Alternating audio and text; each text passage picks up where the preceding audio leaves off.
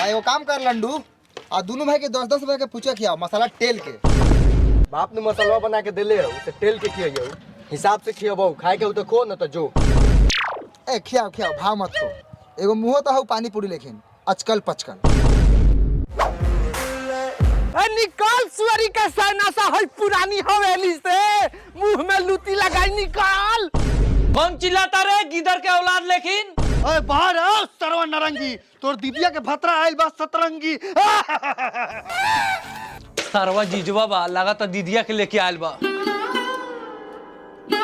आए दीदिया प्रणाम। काहे इतने ढकत रे? आ घर में भीतर। ए हम भीतर ना आएम, तोनी के सब गोरा के बाहर निकालम आ कस के लसारम।